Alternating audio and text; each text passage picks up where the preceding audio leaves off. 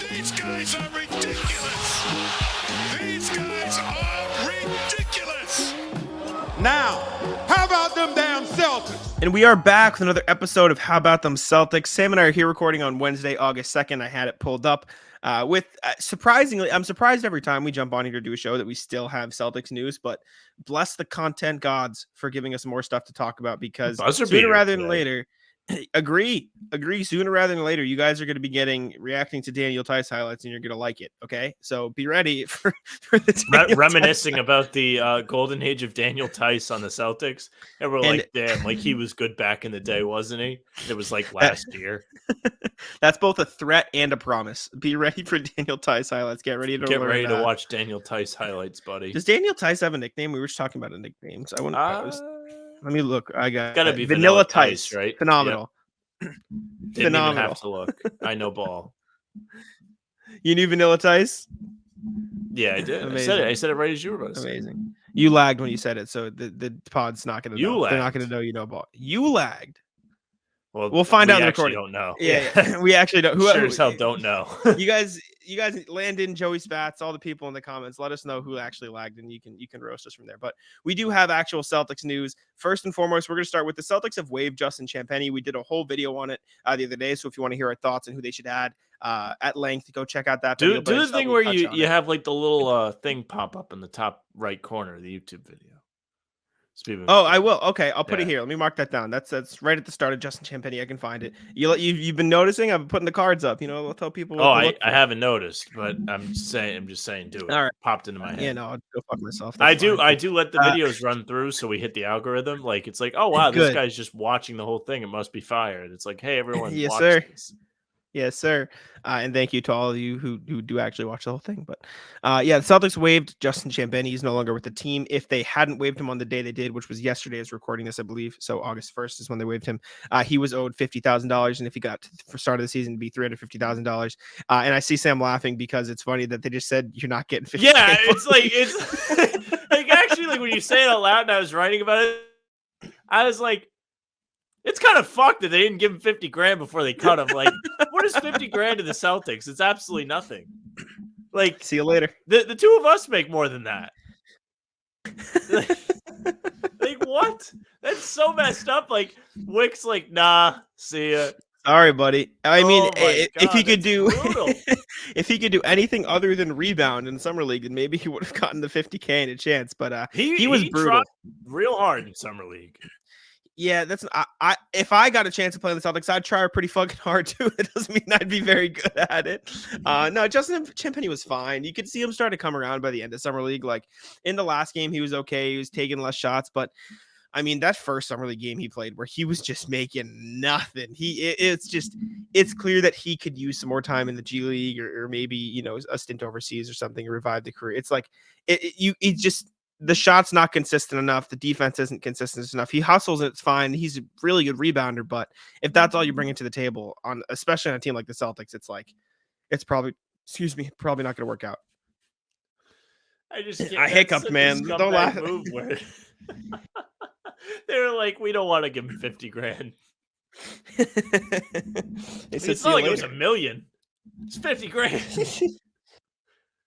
$50,000, by the way, more than Babe Ruth made in his career. Is it really? Yeah, they made nothing back. I mean, well, I think he made like $30,000, but back then that was probably a ton of money. Yeah, well, Babe Ruth, bum, rat list. Yeah, bum. Broke. Couldn't play plumbers. Broke. Played against plumbers. We just get all the baseball people really mad. But other Celtics news we have, which kind of goes in tandem with the Justin Champagnie move. The Celtics have apparently, based on, I want to get this report right, where we saw it on Twitter. It came from aggregation from EuroLeague Basketball, which is a different language, obviously. They aggregated, what is it, SDNS or something like that? Yeah, Sports DNA, SDNA, which is a Greek, it looks like, company. Tell you what, you try and read that article, you might as well Good be luck. trying to do shapes as a kindergartner. Good luck, pal. Hey.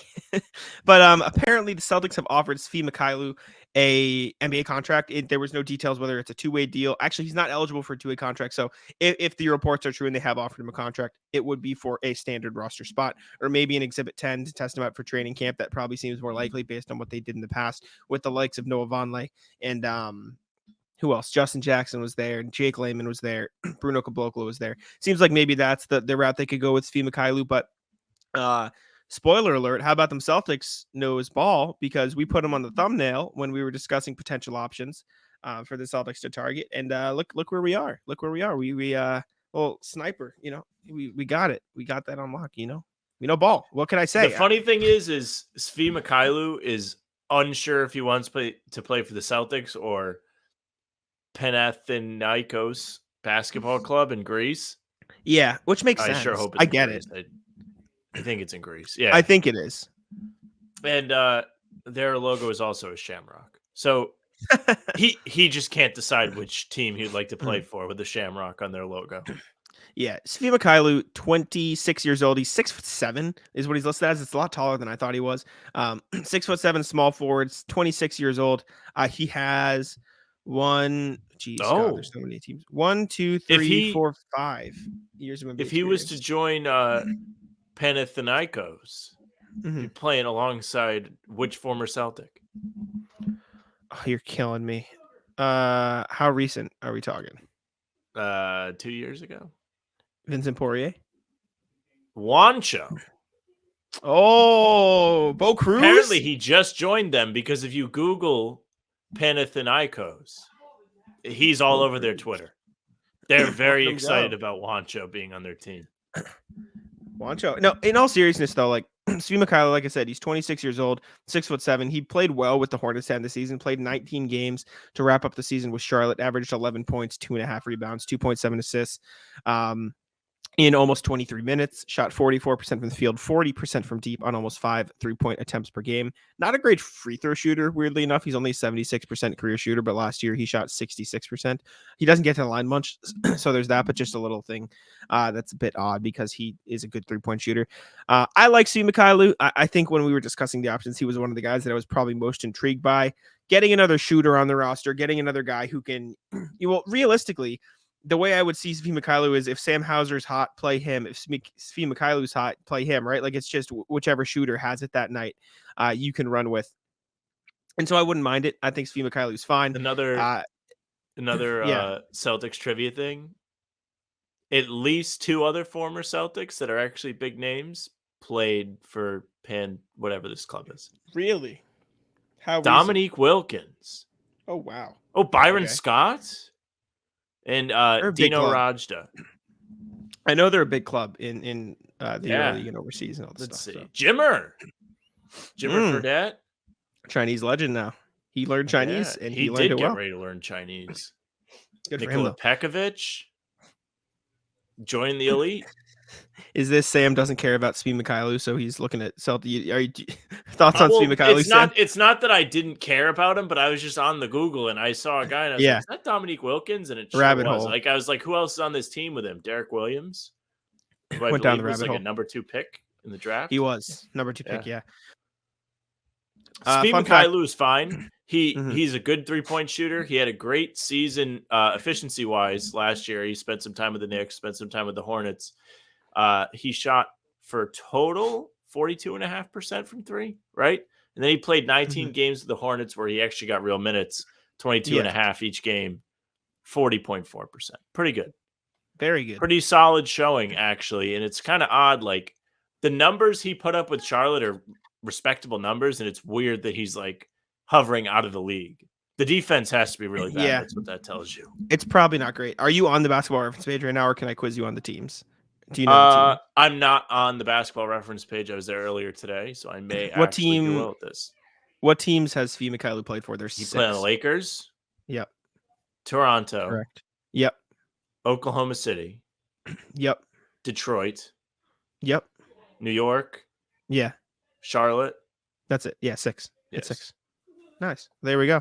And then actually career high points. I think I know what this game is. I think it is. Yeah.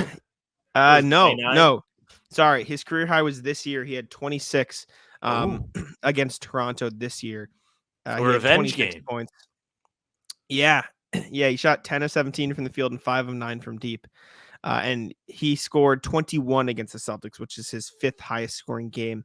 And that was back in January of 2020 in a Pistons win. And I think we were both there for that game. I don't know if I was there for that. Potentially. Actually. Maybe I was there for some game. I think I was there for when the Celtics When I won, went, but it was why. well, we both went, and it was Taco. When Taco Yeah, when debuted, Brad- and it was a crazy like blowout. Yeah. So I don't think this is the game. That was not a loss. No. So this is a different game. Actually, you know, I was at school for this game because I remember writing about it. Svi Mykhailiuk played super well, and I was deeply upset. Also, member of Panathinaikos, Kostas Jesus. Antetokounmpo. Oh, the ball. He's gonna be real bad because if they have Thanasis on a team and they can't get him on the box, he's gonna really suck. He's gonna be like us. He doesn't need to. He's an NBA champion, Sam. He's Mm-hmm. Was Thanasis Kostas. on the championship team? Yeah, That's all 3 Antetokounmpos are titles. That's Yeah, Kostas won it first though. Kostas won it first. But yeah, I like Svi Mykhailiuk. I think he was one of the top guys I had on my list when I was talking about it. When we talked about it, I should say, the other day. So go check out that video if you want to hear the full list of guys we would consider and we would like to see the Celtics go after now that Justin Champagnie is on the roster. But if the Celtics have offered Svi Mykhailiuk a deal, I would assume it would be a training camp exhibition deal to test it out. Maybe it's a full deal. I wouldn't hate him, but we'll see what happens. I'd take Svi Mykhailiuk in Boston. All right, the next thing we have, Derrick White was on ESPN today, right? It was an NBA Today. Do you know what show it was? It was yesterday, and he had a chat with Malik Andrews. I don't know what show. So Derrick White talked about a couple things. First off, he talked about a possible extension with the Celtics, and he discussed his larger role. We'll start with the extension, then we'll get to the others later. Derrick White, excuse me, when he was talking about the extension, I love being here in Boston. It would be cool to get an extension. We'll see what happens during that window, but I love my time in Boston so far, and my focus right now is just on the season. Boston's a title town. That's what they expect. That's what they want each and every year. Obviously, we've been right there the last couple of years. Just the little things we got to do a better job at. We just got to continue to put together good days, and I like our chances next year. Derrick White is eligible for, I've seen a couple different numbers. I think it's a 3-year, $90 million contract extension is what he's eligible for, but I've also seen 3 years, 85. Let me just look real quick so I don't misquote the numbers, but he's eligible to make a lot of money. Would you pay Derrick White $30 million? Hell if I care. It's not my money. No, but like from a roster standpoint. The reason why I say it like that is because, of course, there are the penalties now with overspending. But you already have these guys. If you have success with the core of Tatum, Brown, Porzingis, White, and then whoever else, why not spend money to keep White around, especially if he thrives in this new role he's going to have? I would say it's somewhat risky to extend him before that. Not so much that he's going to fail, but like, I don't know. What if he doesn't pan out? Like, I think Tim said to us today in the Celtics blog chat, or he pitched it, that Derrick White, or not Derrick White, I'm sorry, the Marcus Smart trade may have been just as much about getting Derrick White more time and more opportunity than bring in Porzingis. And if they believe in him like that, then we really could see a huge boom from him. But if that doesn't happen, would they be overspending to keep him around? Maybe. But again, he's proven to be a successful part of the Celtics core for the last 2 seasons. He's played in 7 playoff series since joining the Celtics from trade last year. And he's been really good. His 3-point shooting has improved. It's been the best it's ever been. It's much better than it was in San Antonio. He had a 38% shooting year this year from distance. It's pretty good for a guy that was, 34% when he joined? I told you it would turn around. I told you Derrick White's shot would come back. I have a feeling some people are going to get mad at me in the comments for this. The way I'm thinking about, I couldn't find if it was 3 or 30 million a year or 80, like 3 years, 90, 3 years, 85. I don't know what exactly he's eligible for, but I think it caps at 3 years, 90. Don't quote me, but is Derrick White as valuable as DeJounte Murray for a contract? I think so. And I know DeJounte Murray was an all-star 2 years ago on the same team as Derrick White. but I still stand by it. I think If I could pick who I'd rather pay, it's probably DeJounte Murray. But for I the also Celtics think or in Derrick general? White's a good fit on the Celtics. That's what I'm saying. I think Derrick White is a better fit on the Celtics, and I think the biggest differences in their games obviously is DeJounte's a better playmaker.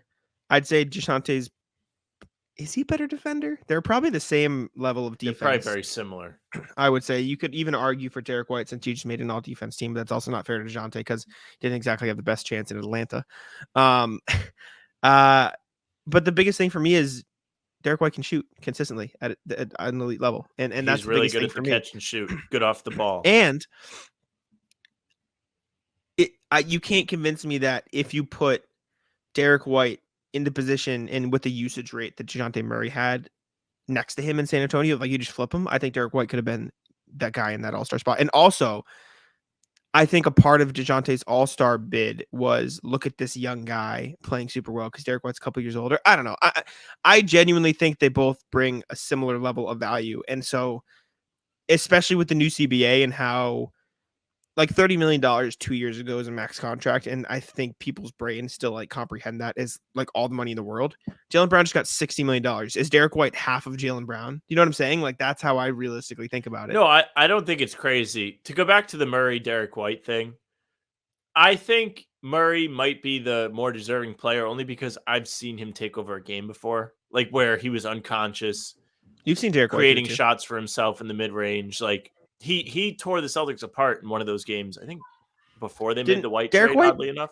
Derrick White did the same thing. He's done the same thing multiple times. But it's just like it was a different thing. Like it was like a closer takeover type thing where he was just getting whatever he wanted, getting to his spots in the mid range, and they could do absolutely nothing to stop Derrick White's him. done that. I'm just playing devil's advocate half. I understand that I would probably agree with you that DeJounte Murray's the better player, but I'm just playing devil's advocate.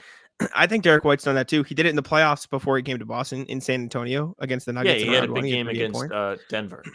Mm-hmm. He did it multiple times against DeJounte Murray. Again, I'm just playing devil's advocate, but I don't know. Obviously there's bias. I am just a Derrick White fan, and so I'm going to be biased. I'm not saying that Derrick White sucks by any means, but that is the one thing that jumps off the page to me. And yeah, I'm sure it has happened, but like I have a vivid memory burned into my brain because it happened against the Celtics where he was just unstoppable and you didn't want to see him get the ball because you knew it was going to go in. Yeah.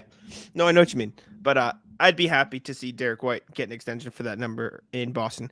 He also talked about a larger role. He goes, obviously, with Smart leaving, there's that point guard role that I only played a little bit last year. I'm looking forward to it. I'll definitely have the ball in my hands, more of a playmaker role, and I'm looking forward to grow with my team, just get us in the right position each and every time. Looking forward to start the season and working with Joe, Mazzulla, obviously, and the rest of the guys. I don't think it will be a big adjustment. I'm just going to have the ball in my hands more, which I've done pretty much most of my career. So just getting back to that and just getting the guys in the right spot. Obviously, Tatum, Brown, Porzingis now. Like I have a lot of talented guys around me that make my job pretty easy. And on being bald, he said everybody likes it. So glad that he is self-aware. But it looks fine. I've been saying this. Excuse me. I've been saying this. I'm in the process of writing about it. It's taking me much longer than I wanted to because I'm not home right now. But Derrick White, when he's been given the chance to be a playmaker, he won Eastern Conference Player of the Week. Like he is capable of doing this, and I'm very confident in him as a point guard. And I love Marcus Smart. I think Derrick White might be a better point guard than Marcus Smart. And you can dislike me for that. Fast. Yeah. Hey, this isn't a new thing though. I said he was the third best player on the team last year, and I think he was. And so I'm confident with the Celtics moving forward. This doesn't mean I think Marcus Smart was bad, but the comments are gonna love this. I know they are, and I don't want this to come off as they Marcus just Smart hit the like button from getting rock hard. Marcus, I love Marcus Smart as much as anybody, but I just think it is a little bit better of a fit with Derrick White because of the consistent shooting, and obviously you might miss out on the playmaking a little bit. But if Derrick White can pick up that pace and really adapt to being a playmaker, while Jason Tatum also improves and Jaylen Brown hopefully improves his hand a little bit, like I genuinely think Derrick White could be a better long-term fit.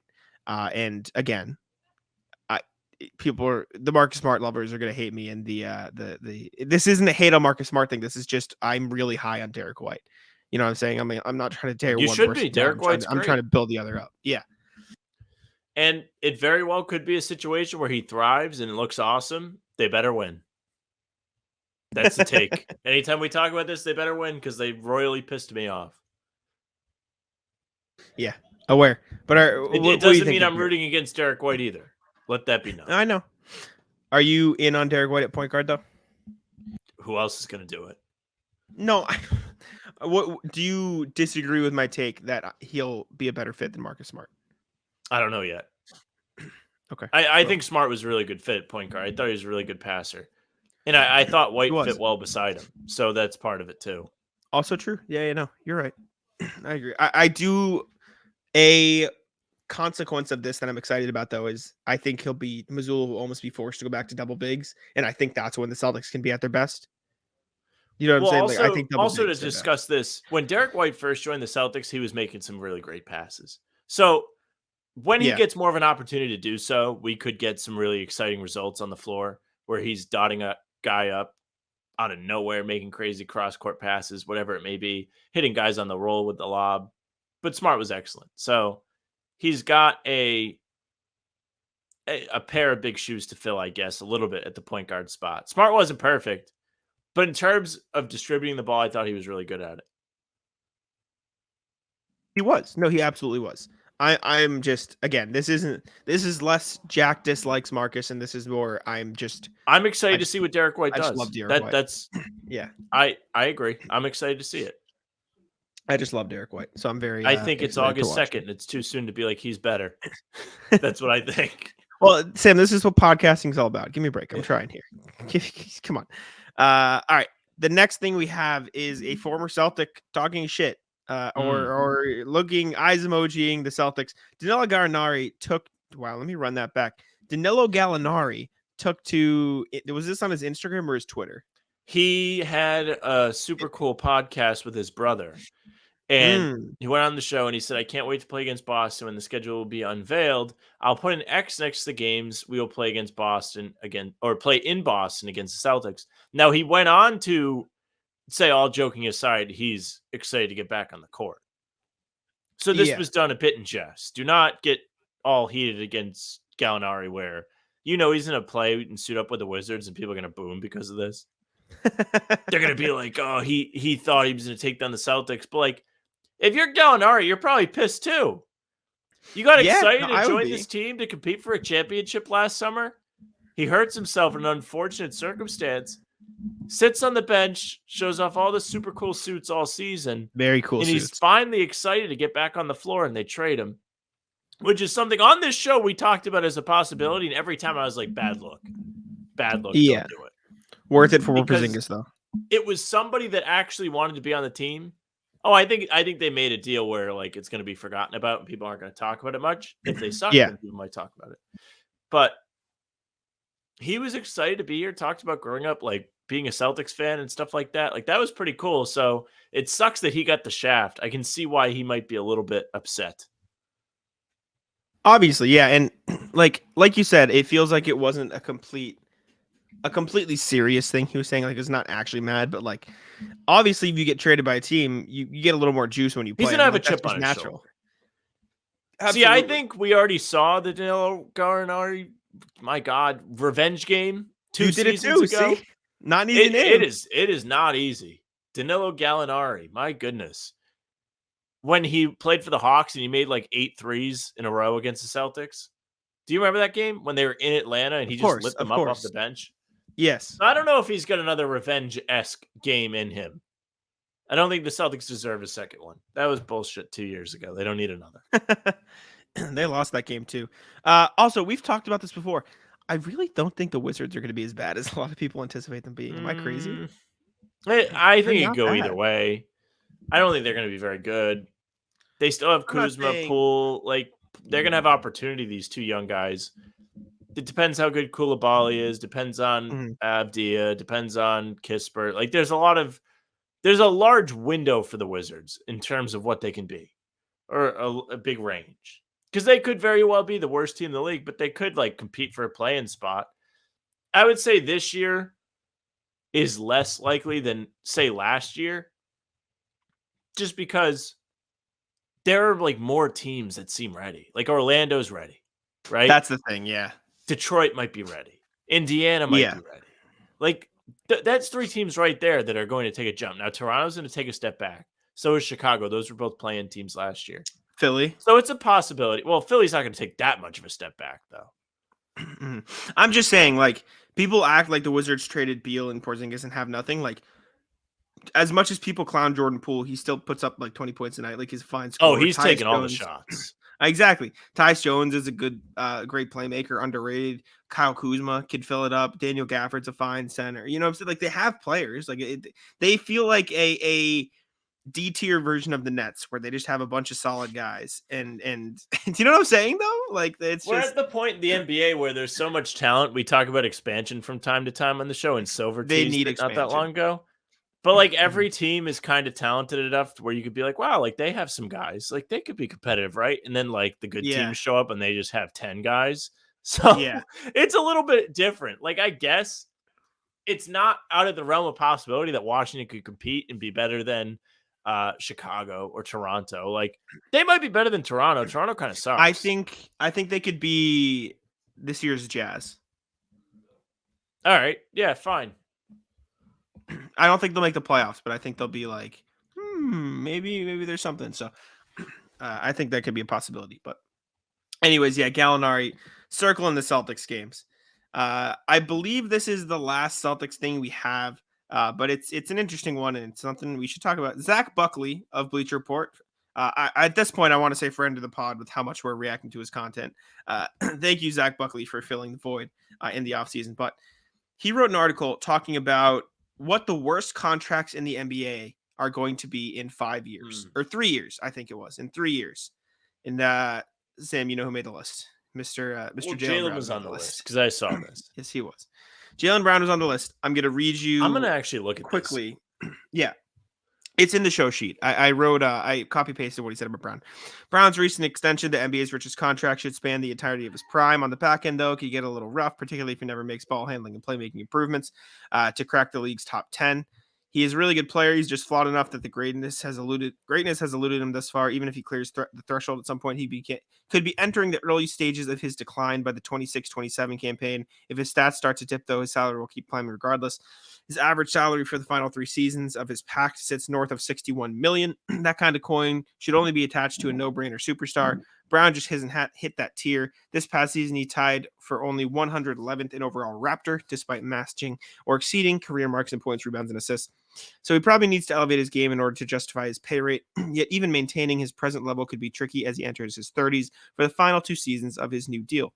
Boston may not feel buyer's remorse, but the two-way swingman could still rank among the league's most overpaid players in 3 years. And before you give your take, I will state that Zach Buckley is projecting Jaylen Brown to be on the decline by the time he is 29 years old.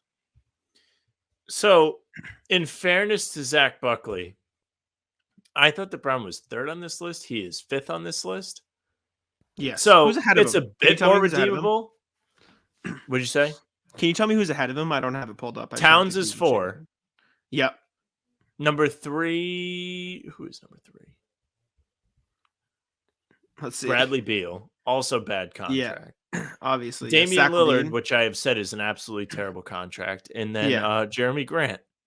Oh, okay, yeah. Not Levine. Levine doesn't make this list over Jaylen. Yeah, okay. You got me. I'm in. That's tragic. That's terrible. I'm in on the angry. You know what I'm saying? Zach Levine sucks. And he should be on the list over Jaylen Brown. But how long does his contract go? Let me take a look right now. Sorry, I have my what's it called? My microphone on my laptop, so I'm typing like with pointer fingers. Zach Levine's contract spans through the 26-27 season. So in 1, 2, 3 seasons, he'll be making $46 million, and Jaylen Brown will be making up there in the 60 range. Obviously, but I can't see. I guess 15 is a big difference, but I don't know. No. Sorry, let me rephrase. This season, 3 years from now, if you include next year, so like next year, the year after, that year, Zach Levine's only going to be making $7.5 million less than Jaylen. Oh yeah, see there, it's not worth it. Mm-hmm. I think if there's a gap enough, then you can make the argument where you're like, oh, like I don't know, like you can do a lot with 15 million, blah blah blah. But Zach Levine is not a better contract than Jaylen Brown. Not right Mhm. now. So he's talking about 3 years from now is the 25-26 season. Is that what we're talking about? Or we're talking 26-27. Regardless, let's look at. I'm just trying to look at other players that I think should be on this. Rudy Gobert is going to be making $46 million in 3 years. Gobert, Draymond Green just got an extension. And I mean, even if he's talking about 26-27, which Gobert wouldn't be under contract by that point, Zach LaVine's going to be making $49 million that year to Brown's 57, right? Like, who else on this list? Zion Williamson's going to be making $41 million. Like, it's just, I don't like, this seems excessive to me. There are probably Jaylen a Brown, lot more high risk guys than Jaylen Brown. saying you can Jaylen make Brown. the argument that not Zach LaVine, Zion is like a worse contract than Jaylen, but right now you really can't guess. Zion still has that hype behind him of when he did play, like he was averaging like 30 points a game, he was dominant, but he just can't get on the floor. And nobody talks about that more than me. So is it fair to say his contract is better than Jaylen Brown's? Probably not. But I think people are less concerned about that right now because weight gain is a now issue. It's not a 3 years issue, at least not yet. Sure, they said that 2 years ago, though. So Yeah. who knows what's going to happen? I think it's just obscene to say Jaylen Brown's going to be on the decline by the time he's 29 years old. Like, what? Me too. He's going to be It's kind of outrageous. getting worse when he's 29. That's like literally, you think of a player's prime, it's like 27 to 31 or 32. So, like 29, He'll be right in the middle of his prime. Where they That's really might get crazy to screwed me. is if they have to sign him again, or if they sign him again, they have to give him a lot of Yes. money. Because Yes, then he can command as much money as he would like, and then there's the risk where he's legitimately costing them money when he's not worth it. Yes. I don't know. This just seemed a bit too out there for me. I understand why people think it's an overpay, and obviously handing excuse me, a second player Man, on a team the that much Jaylen money. contract is on that list because it's recent. It's newsworthy. People have And talked it's about it like, for the last week. People have been being like, "Oh my god, I can't believe they paid this much for Jaylen Brown." If you have a list like this in a year, it won't be on there. It is more like, and the sad part about the other contracts, aside from Jeremy Grant, those were all signed before this year. They don't have recency bias. Yeah. Maybe the Dame one does because it's reared its head in trade talks. Like when we talk about it, we're like, how the hell are you going to pay Dame $60+ million at 36? Like you can't do it. So that's where it comes up, and that's why it's recency bias, I guess, with that. But Brad Beal, like, I suppose that's recency bias too. Towns, not so Maybe. much. Towns, everyone's like, damn, this guy stinks. And then Towns is like, I changed the game. Leave me alone. Karl Towns is something. What a guy. All right, Sam, do you want to go over this last thing we have that we've been bumping off over and over again? Or do you want to save it? Yeah. I'll let you decide here. And we'll tease it here if we do save it. No, I don't know if we have enough stuff here on the. Oh, we'll do it. Let's do it. Tee it up. Let's go. Run it. All right. It's August. So that means it's officially I'm bored out of my mind time. This is actually the perfect time for it because I'll have other stuff to talk about by the time next week rolls around. We're going to have the Premier League comes back next week. How excited is everybody about that? Brentford, the Bees. And then college football will be back at the end of the month. Then those of you that cares? like the NFL, no, college football is fire, but the NFL sucks. Yeah. You're going to start to get more and more things to keep you busy. Yes. But right now, in the dead of the summer, there's a lot of time to sit around and watch some old highlights. So I put on here, we can do a draft of top rewatchable game highlights.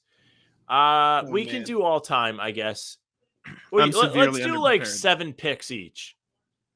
I'm severely underprepared, so I'm going to be winging this completely. You can wing it. And it doesn't have to be like, oh wow, he pulled like a tremendous like sleeper pick. Like no, off the top of my head, I could probably rattle off a bunch of games like I would like to go back. We'll do the draft. I will, for an asterisk on this. For those listening, all of my answers are going to be games that I was alive for. So I'm sorry, I'm not going to choose. Yeah, me too. You know what I'm saying? So I'm not going to be like my stuff's probably going to be within the last like 7 years or whatever. Exactly. People are going to be commenting like, "Oh, where's Larry Bird? Where's Bill Russell? These are the all time." I didn't see it, so I'm not going to put it on my list. You know what I'm saying? Like, it's cool, good for them, that's dope. But like, I just don't care. So, you want to go first? Or you want me to go first? I can go first. All right, hit me. I think the best rewatchable game for me is the 17-point comeback against the Nets game 2 last year. That's a good one. That's number 1. I was there. Game ruled. Best game I've ever been to. It was just a great environment. The crowd was crazy from the beginning. The Nets come out for warm-ups. Kyrie dribbles the ball off his foot, loses it out of bounds in the layup line. Everybody goes nuts. Moment in the game, Durant just dribbles it off his foot. It goes out of bounds. The Celtics are storming back. Just absolutely nuts things that happened that day to get the crowd in the game. Awesome game. I am going to go with the bias pick and pick Grant Williams just becoming Jesus Christ. Okay. Like that, as much as I love Grant Williams, obviously, if I'm a Bucks fan, I'm so mad. Let's go 10 picks. That's fine. If I'm a Bucks fan, do you want me to be writing these down as we pick them, or should I leave it? I'll write them down. Okay. Excuse me. If I'm a Bucks fan, I never want to see Grant Williams' face again. Because like that's the type of shit that gets you heated if you're a fan and it's just like a role player. Like imagine Grant Williams in a Mavericks uniform drops 27 to beat the Celtics in the finals. Oh, I'd be mad as hell. You know what I'm saying? So I'll put that up there. I'm gonna go non-playoffs for this one. Snake draft, yeah. I'm gonna go non-playoffs. Give me Tatum's 60-point comeback win against the Spurs. That was like, not only did he have 60, but like that was not like a game that were just blowing them out. Like they needed those 60 30. points. Yeah, they needed those 60. I was working that day. I remember that. Ian Steele came up to me. It was like, you really have faith in these guys? They came back and won. Because I was watching the game and I was like, I don't know. Like they got it to 15, you know, like, and then they came all the way back. It was a really awesome game. All right. Very recency bias. Game 7 versus Philly. Good game, good crowd. Yeah. Good run. I love a good run. That's my favorite thing about basketball is when a team rips off a good run, especially at home. You get a great crowd reaction out of that. Tatum goes berserk in the third quarter. Those are highlights I will put on if I go for a run and I'm dead tired. That and the Nets game, I will put on the audio and I'll just enjoy it. It gives me an extra boost. Yeah, fair. Next pick, Paul Pierce final game with the Clippers. Good one. Good one. Jimmy has a great video of that, compiled the best moments from the day, crowd chanting for Pierce, his introduction, all of it. Great day. That was the same day the Patriots came back from the Super Bowl, if you care about that too. Yeah. I'm going to go Kelly Olynyk game 7 against Washington. Phenomenal. I mean, if you can't tell, I have a type. It's when role players do stupid shit and just it's just fun. It's just fun to watch. And then I will never forget that day. By the way, was at a friend's house and Olynyk drills a 3. I think to put him up double digits in the fourth, and he just tears his shirt. He just rips his shirt. That's off. Amazing. Your friend, like who was it? Do I know them? No, you don't know. Okay, phenomenal. And then my next pick, it didn't end up working, but like. I could rewatch Derrick White lay that ball in game 6 over and over. And like, just that moment doesn't even have to be the whole game. Like it's just the way the building deflates, like Derrick White come to rescue is phenomenal. I'll put that. That is the first road game on this list. That's great. Yeah. Well, it's a good game. I literally got up and ran around my house. I fell to my knees. Mm-hmm. I hurt my ankle. I was at my friend Devin's house and his brother was there, and his brother does not care about sports, and he just got to see me have a meltdown. Because I was having a meltdown for 10 minutes before he did that because they were just doing everything they could to lose that game. They went up at 10 with 4 minutes to play, and it was an exact repeat of the game 7 the year before where it was like, hey, we just don't want to win this game. Please win the game, Miami. And Miami almost did, and I thought they were going to when Butler got fouled, and then they got so lucky with the White putback. That would have ruined me. I'm not even sure which was worse, if they lost like that or they lost the way they did. The way they did. You think so? I think so. The hope, the build up, and then they just I guess so. Shit on our dreams. Yeah, you have like the Tatum ankle thing where you can be like, he hurt himself. Yeah, I guess a little, but it's just for them to make it all the way back the way that they did, have Derrick White make the shot, and then they're just like, oh, sorry. I don't care if Tatum got hurt. Give me a break. That was frustrating. Anyways, but the Derrick White highlight, though, was elite. All right, is it your pick now, I believe? Yep. Hit me. I am going to go Isaiah Thomas, 53 points versus the Wizards game 2. Yep. I'll Good never pick. forget that game. That was another, oh my God, they're going to lose game. Good pick. Even though Isaiah ruled in that game and he was on fire, they almost lost that game. Beal had a chance to win it. He got a good look from like the elbow and missed. Rozier made a big shot in that game. A lot of guys stepped up big. Isaiah obviously was the driving force. And then I'm going to pick maybe the only loss on this list.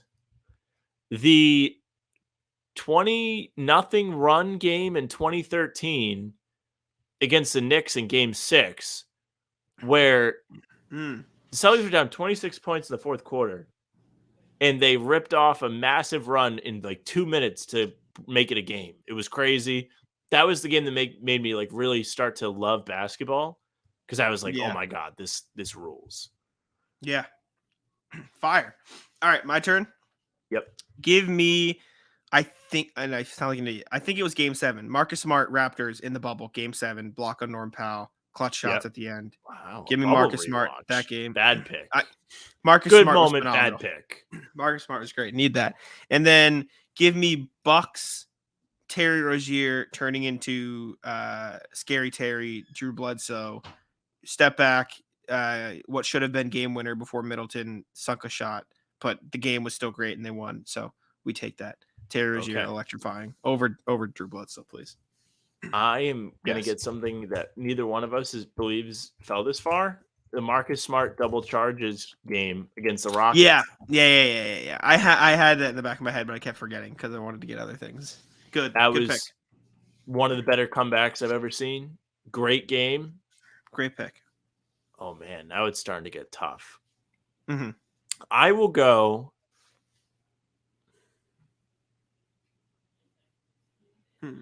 The silence. Well, I have like a few in mind. I'm just not sure which one. There was a game where the Celtics came back from 26 down against Miami. It was like 2016 in April. But the run that they went on to get themselves back in that game was insane. I'll pick that one. Okay. Was that 2 for you? Yep, that's 2. All right. Give me Tatum game 6 Bucks last year. Oh, another road game. Yep. And then did you pick game 1 of last year's Net series or did you pick a different one? I picked game 2. I want game 1 because game 1 was also electric. And the setting I was in for that, I was in Florida and we weren't allowed to watch on the big TV because it was whack. And so there was just like 18 people huddled in one room in front of like a tiny little TV, and Tatum hits the game winner. And it's just, and the rest of the house like turns their heads like, what's going on? I'll take that game. How many picks do we each have left, by the way? You have 2. I have 3. Okay.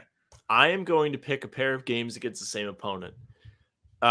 First one, 2008 game 7, Pierce versus LeBron. Yeah. And then I will do 2010 game 6, where Celtics make LeBron leave. Phenomenal. That game ruled. There's a great play in that game where Garnett steals the ball and Rondo hits him back for a dunk in transition to put him up like 15 in the fourth quarter. Great reaction from the crowd. Mm-hmm. I'm going to go with another loss, and this is very random, but I just remember being like hyped. I want the game where no one played and the Celtics almost beat the Bucks this year. I just think the it was Bucks dope. game. I just thought it was cool. Day, actually, yeah, I just thought it was. I'll fun. put on the sheet Derrick White and the boys. Yes, Sam Hauser game tying shot. Bucks. Sam Hauser hits the game tire. That was great. And then give me, I forget what game it was. I'm a bum. I think it was game 3, maybe 4. Avery Bradley game winner against the Cavs in the playoffs in 2016? It was 17. Give me that game 3, Avery Bradley. And the reason why is because it was one of the first games I like vividly remember watching with my brother, and Henry and I were just there, and he hits it and like does a little bounce in, and we just go, whoa, whoa! We start running around the living room. That was good. It didn't mean anything in the grand scheme of things, but it was a fun way to win. That is a good game. Oh man, I have one more pick. What should it be? This was a good draft. I'm gonna fire off some honorable mentions. I have my last pick. I'm gonna type it on the show sheet. Yeah. Let's go. Hit me. All right. So honorable mentions. The game where the Celtics, led by Evan Turner, beat the first place Atlanta Hawks on a game winner in 2015. That's a great highlight. Great call by Gorman. I want Jeff Green game winner. I forgot about it. Jeff Green game winner. That's a good one. What else is there? There's the Pierce Garnett return game, which was awesome, where they both come back to Boston. The highlights of that are great. There is, I'm trying to think of recent games. There was one Lakers game where they just murdered them. That was a pretty good one. It was when Kemba was on the team. It was the day Jaylen dunked on LeBron. Sorry. That was a great game. You could even do the LeBron temper tantrum game. That was a good game too. But my last pick, Isaiah Thomas, 52 points versus Miami. Great call on the shot. Absolute bomb. Tommy Heinsohn has like a stroke when it goes in. It's just a great reaction, genuine call. I mean, I guess like half of my picks are like just calls on specific plays, but great play, good game. It was close. They needed all the points. Like it was not a stat pad game. Just awesome. Chat, let us know which ones we missed. Yes, please drop your favorites in the comments, and we'll take a look. But I think that concludes our Celtic stuff today. Sam, do you want to change the banner? I'm having trouble grabbing my keyboard here. You bet. Microphone is on. Put it on. All right, we have NBA stuff to talk about. We will start with, is this the best offseason for uniforms? And this was yours on the show sheet. I'm gonna have to Google this actually, because I wonder if there is a like tracker. Let's see, NBA uniform. So what sparked this, Sam? The Suns' new jerseys? Yeah, so you sent to me today. Yeah. The new jerseys the Suns will wear at home and on the road. Awesome jerseys. They're new main jerseys. Yes, it is a mix of the classic Suns jersey with the stripes across with the sun in the basketball, the purple ones, and their current, what their actual jerseys have looked like for the last X amount of years. Jack's putting it on the screen. Awesome jersey. Good job, Phoenix. So sick. This rules. These are awesome jerseys. These might be the best jerseys in the NBA. Well, let's all calm down a minute. But outside of Boston. Yeah, they are really, really great jerseys. I wish there was a way to like, it just like says like when teams change jerseys, because I can't find, I'm trying to be fair and be like, listen, like this offseason was good for jerseys. But also on the list of jerseys that changed this offseason, Kings. New Kings jerseys rule. Do you have those? I'm trying to find. I believe we DM'd about them today. I think these are them. Are these them? It's a bad Yeah, picture, those are them. Those rule. Look at those jerseys. They're so clean. They have a classic look about them with the font. Good job, Kings. The way that the Kings jerseys looked like that last X amount of years kind of sucked. Like they tried to be too modern. I think it looks good with like I hate the modern baseball style type font. The modern era of NBA jerseys is tragic. They go back. Do more stuff like this. Be like Phoenix. The Rockets should go back to the jerseys they had back in the day. Send the Nuggets back to the rainbow jerseys. Get them in Which those. Rockets jerseys are you talking about? Are you talking about the red, not the yellow, blue white ones, or yes, the navy not blue the blue pinstripe with the rocket? Not the navy blue. Not the navy blue. They could be an alternate, but I'm talking about the yellow, red, white, like very simple, very clean. The jerseys Hakeem wore. So fresh, so clean. Yes, exactly. Those would be fire. Although you also have on the show sheet, Sam, the Pelicans did drop a dookie. We talked about it before. Pelicans swing and a miss on the jersey. My God. Very tough for the Pelicans. Very tough. The next thing we have, Grant Williams has decided to bully children. Is that the way we're phrasing it? Yes. So Explain. Grant Williams showed up to a Dallas Mavericks youth camp today and played one-on-one against campers and was just shoving kids. He was posting up, backing kids down, trying to dunk the ball, giving him taunts, too small, rock the baby. It's clear that Grant is having some confidence issues here after, the Celtics didn't want to bring him back. So now he has to try and boost his ego by playing against little kids and picking on them. It's working. Hopefully it's working. The new We'll narrative see. of this show is going to be that Grant Williams is a terrible person. Stop. No. Boo. Like No, any love chance Grant we on the get, show. we throw him under the bus. That can be your shtick. I'll leave that to you. That can be your shtick. Not much NBA news today, though. I think Stephen this Curry, is, super cool rap that you sent me. I thought that was sick. I really thought that was really cool. I'm not convinced that was him. I think it was. I think I think somebody it was dubbed over and he lip synced, whatever it is. It sounds like him. It sounds like him. The lyrics were fire. Put the basket in the casket when I am gone. Like that's Well, got he a said something fire. with a gun. He didn't name drop Ja. So L by Curry. True. That's a rival. Could have buried him. Could have went viral. Missed outta here. opportunity. Get out of here. Like I said, I think the last thing we have is more Dame watch. We have more Damian Lillard news. I believe Dame will play in training camp. I'm told that if he needs to end up back in camp, he would show up and play, says Aaron Fentress of the Oregon Live. He's going to get his money. I mean, he's not dumb, but if you play with him and he twists your ankle, and he twists his ankle or has a calf thing again, Lord knows what. Now, what are you going to get for him? And if you end up keeping him for the entire season, what are you going to get?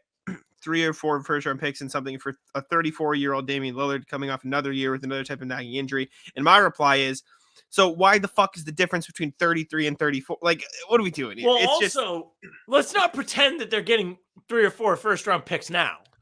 Right now, Sure. they're getting Tyler Hero in like a couple rolls. Like from like when they give you free rolls at the restaurant with the butter. Like that's what they're getting. Texas Roadhouse. How do you like that? I didn't say bag of chips. Creative. There you go. Switch it up. Yeah. Switch up. But seriously, they're not getting a massive return for Lillard now. If I'm the Blazers, I'm saying come back, play for this team, or don't get paid. Until the Blazers get a good offer for him, they should not get rid of him. Tough. Why would they? It's very tough. Well, to be honest, so you can play Scoot and Anthony Simons more. Genuinely, I would Just get rid play of him him just to anyway. play the young guys. It's bench Dame. Maybe Scoot can learn from Dame. Maybe Dame, develops an affection for Scoot, wants to see him succeed. He's We'll like, see. damn, this kid has a grind about him where, I respect that. I want to Never see run him, from the grind see him winning. until it's time to run. That's not even what this is about for me anymore. It's just about like being a baby and being like the best like angle of the Dame saga was when it was Dame doesn't want to join a stacked team, but he's only going to play for the Heat and he wants them to have Bam and Jimmy Butler. Yeah, that's tough. Tough luck for Dame. Out on Dame. Sick of this whole thing. I mean, I hope they keep him. Like, listen, I don't want it to be over because they trade him. I don't want him to get his way. He doesn't deserve to get his way. I'm sure this isn't all on him. I'm sure he's like delivered like preferences to his agent. His agent is being the prick too, which is his job. But this has been far too like crybaby-ish. I'm only going to play for this one team. I'm over it. It was so bad that Silver came out and was like, everybody cut the crap. Yeah, that's when you know it's bad. He's going Chris Paul Lakers on him. We'll see what happens. Good on all right, him for that. I think that concludes our NBA portion of the program. Let's just get into the rat list. You want to do the Donovan Mitchell extension? That might not be happening. Oh yes, Donovan Mitchell extension. Sorry, I'm jumping the gun here. It was down a list or a page or whatever it is. You must have a good rat list today. You're eager to get into that. You just want to be done. I'm ready. Donovan Mitchell. This is from Brian Windhorst. I don't think under any circumstances he was ever considering extending the season. I think the Cavs knew that when they traded for him. I think the pressure point comes a year from now when he's got 1 year left on his contract. And to my response is, one, Donovan Mitchell would be a moron to sign an extension now because he would just be giving up money because it's going to increase and increase and increase. So like, why would you sign an extension now? And two, if I'm Donovan Mitchell, maybe I don't want to close the door on going to the Knicks or going to somewhere instead. You know what I'm saying? Like Everybody's as gonna much go as play he's the Knicks. It's back. exactly, but as much as I'm fine with Cleveland, like I don't know, just Giannis is maybe he wants the Knicks freedom. too. Of course, Zion too. Don't forget. Yep, Zion. Who else? Do you care about Donovan Mitchell extension though? What do you think? Like, I think it's interesting because I think they have a good situation brewing in Cleveland where if he sticks around, the team has potential to be really successful. Maybe more so than if he was to leave. Yeah. I know Mitchell has never missed the playoffs. At least I don't think they did. I don't think he ever did. He's always been a winning type player. That Jazz team he was drafted into was not supposed to be successful. He helped them make, I think, the second round of the playoffs and really just be an interesting team right away. He is a winning type player. He hasn't had a ton of success where he's got to the conference finals or anything, but his teams are always competitive.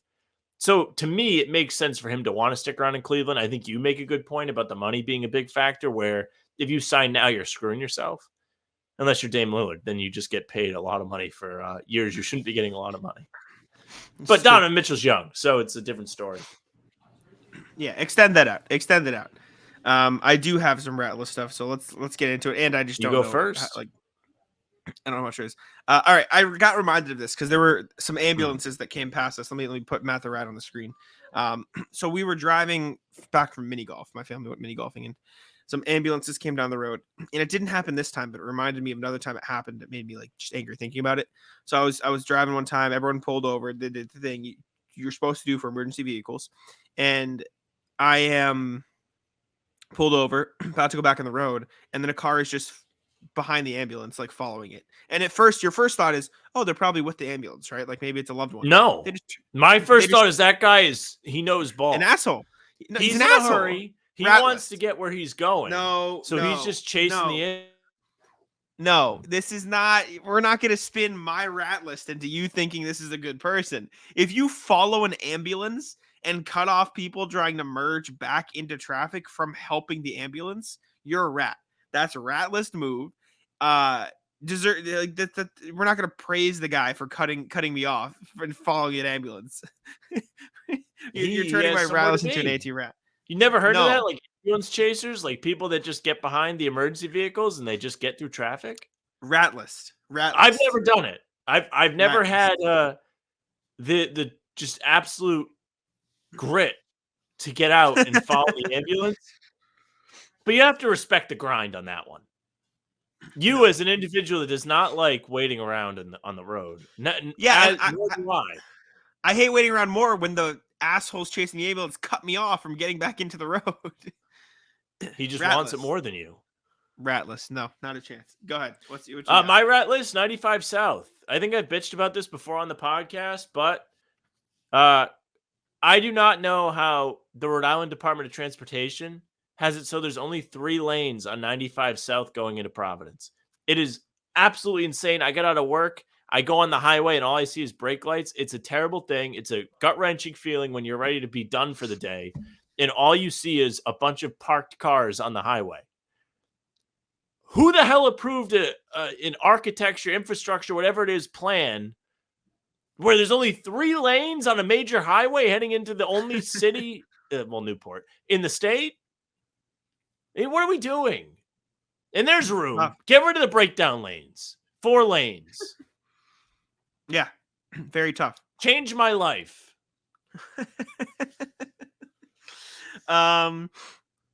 Rat list people who drive in breakdown lanes. That's I lost my original rat list because you made me think of that. That's bad. Have you heard of the shopping cart theory? Have we talked about this on the show before? Is this the "Are you a good person" thing where you put the cart back or you don't? Yeah. Okay. Yes, I have. Do you put the shopping cart back? Yes, but I literally never use a shopping cart. The way this is how you go to the grocery store is when you need something, you go. Mm-hmm. And you grab one of those sweet baskets and you pile up in the basket and you're done. That's fine. That's how you don't spend a ton of time at the grocery store. I think I also put the shopping cart back. I make a point to, and it is what it is. If you don't put the shopping cart back, it's whatever, right? Like you don't want to walk there.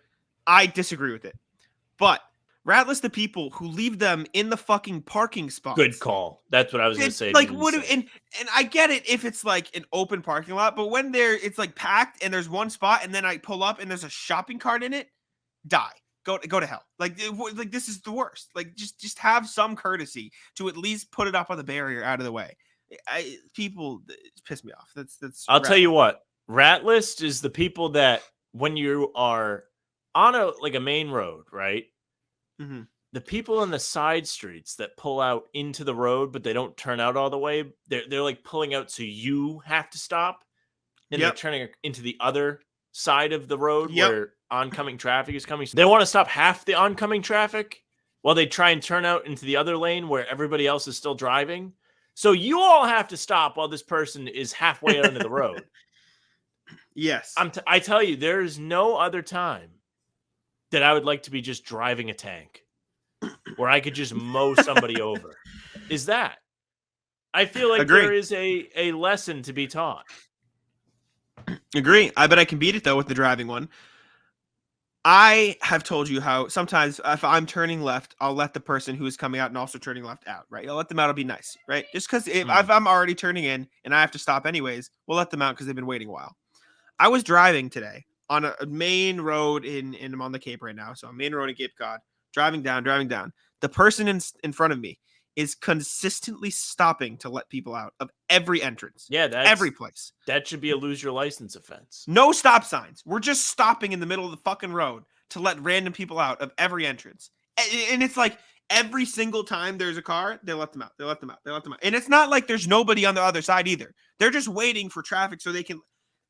Terrible person. Rat list. Go to hell. Like just drive normally. They'll get out eventually. Get over it. It pissed me off. That is a day ruiner. Yeah, it's terrible. Man. Rat list, the girl at Chipotle that was working today. Ooh. So I'm in there, like ordering my burrito, whatever, and the burrito thing rips. Disaster. Right? It rips like a little bit. Like, so she goes to make me a second like wrap so they can double wrap it without asking me. I don't want the second wrap. Yeah. Might be a off take. But like a burrito wrap at Chipotle is 330 calories. No, she was being nice. This is your I disagree. This is my own problem. I understand. But at least ask. Sure. And I understand. It wasn't like she didn't like acknowledge it. She just like stopped and like walked away. And I didn't realize what she was doing until she had already like put it underneath like the little stove thing. Well, she felt bad. You broke the burrito. She wanted to give you an extra. Like most people would appreciate it. No. I disagree. Can I anti-rat list? Have you seen the video going viral on Twitter of the police officer going down the slide? It might be the funniest video I've ever seen in my entire life. You've seen it, right? Yeah. So if you haven't seen it, the police officer goes down this extremely tall and long metal slide in Boston and shoots out of it head first. Yes. Mind you, so I know somebody that works in the news in Boston. Sure. Like they covered this story, I believe. At least I think he did. And we were texting about it today, oddly enough. And he was like, yeah, like there were a bunch of cops there and they were all filming it. So like all the other cops were like, you won't go down the slide head first, no balls. Here's the video. I don't know if you can hear. Yeah. Let me know when Matt's off the screen. I'm trying. All right. Got it. All right, let me know if you can hear it. The sound doesn't matter as much, but I don't even think there is sound on this video. I can hear it. You hear him rattling down the slide, and he just goes flying. I just want to freeze frame. Ready? How does that happen? I'm actually a moron. He did go feet first. I thought he went head first. How do you get? Have you seen the memes where the reverse? Where it's like that there. That's me. How did I get here? Well, here's a story. It's just how do you? He's fully just ragdolled. Yeah, it's like Henry when he laughs. That's what I was gonna say. So we're doing anti-rat list. Anti-rat list. The guy at my job that brought in like all of his old clothes. I guess he had a yard sale. I just got Yeah. like 3 free sweaters and a belt. We take it. Absolutely rules. We take those. Absolute big Oh, dog. it was Do you awesome. anti-ratless? Do you like mochi? Do you know what mochi is? I've never had it. It's nice. They have a place on the Cape. It's in Harwich called Mochi Nuts, which is like they're mochi donuts, and so they're like little rings with like mochi dough. And I'm a big texture guy. Maybe one of the best things I've ever had. It was like The phenomenal. donuts? I really enjoyed. Yeah, but it was mochi, so it's like it's a little doughier texture. Very nice. They had flavors. They had like Oreo, Fruity Pebble, cinnamon, tiramisu. Like phenomenal. Check out what's it called? Mochi Nut. If you're in Harwich, free promo. But that's all I got. I don't know if you have anything else for Ratless, but that was good. Do I have anything else? I feel like I wanted to shout out some business today, but I forget what it was, so we won't do that. No free promo, I guess. But thank you all for tuning in. We appreciate you guys very, very much. How about the Celtics? Oh, do we have more? Anti-rat list. Yes. The guy on the Celtics blog post that was like, I'm happy Sam's a part of the Celtics blog team. If that was you and you're in our comments, please let us know. Yeah, I sent it to my mom, and my mom was like, oh, that was nice of Jack.